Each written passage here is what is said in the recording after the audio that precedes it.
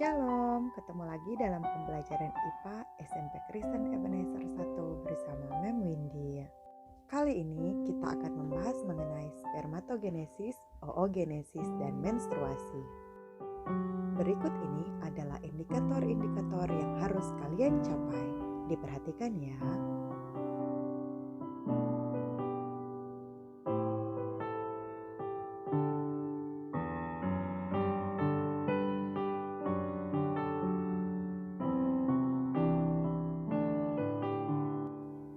Berikut ini adalah penjelasan mengenai spermatogenesis. Silakan diperhatikan proses demi prosesnya.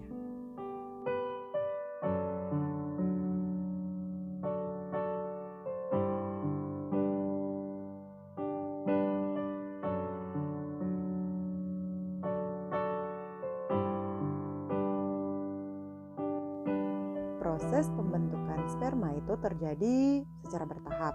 Diawali dari sel induk sperma yang bersifat diploid atau 2N.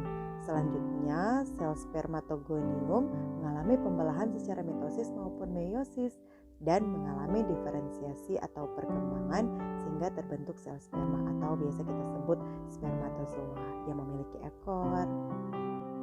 Sekarang kita masuk oogenesis.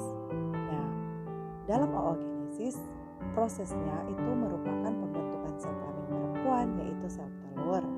Kemudian, oogenesis ini dimulai sebelum anak perempuan lahir. Saat lahir, anak perempuan sudah memiliki banyak sel ovum. Sel telur yang matang diovukulasi, kemudian selama siklus reproduksi perempuan dari satu sel induk telur akan dihasilkan satu sel telur yang bersifat haploid. Lagi ya, oogenesis itu dimulai saat seorang perempuan berada dalam kandungan.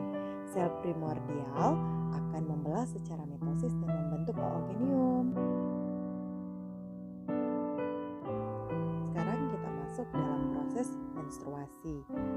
Dalam proses menstruasi ini merupakan suatu keadaan keluarnya darah. Apabila seorang perempuan mengalami menstruasi, akan keluar darah melalui vaginanya.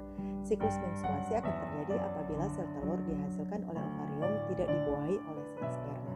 Pada umumnya, satu siklus menstruasi berlangsung selama 28 hari. Sekarang kita masuk dalam fase menstruasi. Fase menstruasi itu dibagi atas 3 tahap. Fase yang pertama itu adalah fase menstruasi. Fase ini dinding rahim luruh dan seorang perempuan mulai mengalami menstruasi. Fase yang kedua itu adalah fase perkembangan folikel, dan fase yang ketiga itu adalah fase sekretori.